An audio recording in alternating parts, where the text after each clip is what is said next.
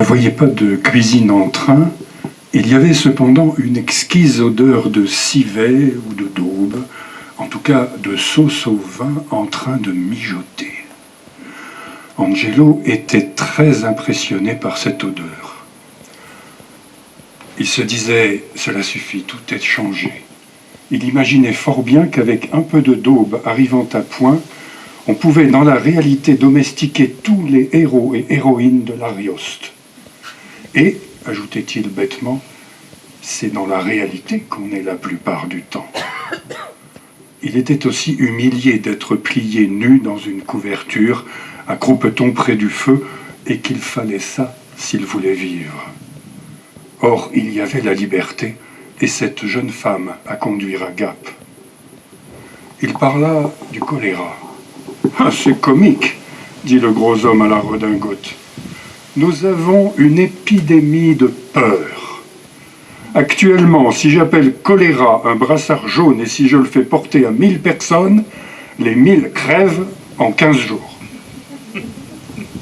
Angelo, qui ne s'habituait ni à la nudité ni à la couverture, bien que l'attitude de la jeune femme accroupie près de lui et qui se chauffait les mains, et celle de l'homme à la redingote qui bourrait une pipe fussent parfaites, se mit à discourir très gravement de chlore et de chlorure, que les villes en manquaient. Enfin, il exprima complètement sa pensée qui était « La situation dans laquelle je suis, cette couverture, ces pieds nus qui dépassent, m'humilie beaucoup, je voudrais bien mettre sur mon dos un vêtement quelconque. » « Les villes ne manquent pas que de chlorure, dit l'homme en allumant sa pipe. Elles manquent de tout.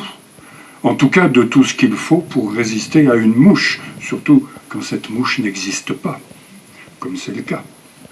Voyez-vous, mon jeune ami, je suis orfèvre, ajouta-t-il en se calant dans le fauteuil qui touchait la petite table de jeu.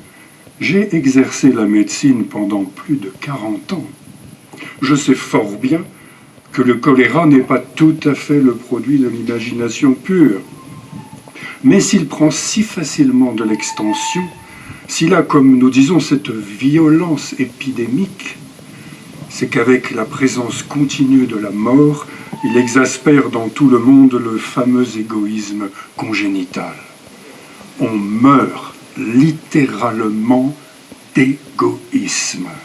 Notez ceci, je vous prie, qui est le résultat de nombreuses observations cliniques si nous étendons le terme à la rue et aux champs et à la soi-disant bonne santé qui y circule, rues et champs que j'ai beaucoup plus fréquentés que les lits. Quand il s'agit de peste ou choléra, les bons ne meurent pas, jeune homme. Je vous entends. Vous allez me dire, comme beaucoup, que vous avez vu mourir des bons. Je vous répondrai, c'est qu'ils n'étaient pas très bons. Angelo parla du petit français. Une immunité relative donne toujours de la suffisance, dit l'homme. C'est une faiblesse dont les dieux ont de tout temps profité, et la fameuse mouche ne s'en fait pas faute. Cher monsieur, mort à qui se croit innocent, voilà le langage des dieux. Et il est juste. On a toujours les meilleures raisons du monde de s'imaginer clairvoyant parce qu'on a réussi à saisir le taureau par les cornes. Cela ne suffit pas. Vous me citez le cas d'un médecin de campagne, ou de moi-même, ou du vulgum pecus. Tout ça meurt, bien entendu. Angelo, qui dans sa situation avait besoin de cadavres, raconta comment le petit français l'avait ébloui à force de générosité et de dévouement. Admettons, dit l'homme, c'est alors qu'il était trop bon. Il faut une mesure en tout. Mais donnez-moi simplement quelqu'un qui s'oublie. Voilà le mot que je cherchais. Quelqu'un qui ne pense pas à lui-même et qui, par conséquent, ne cherche pas des moribonds dans des tas de cadavres pour se donner le plaisir de sauver, que vous venez de me dire que votre petit médecin faisait.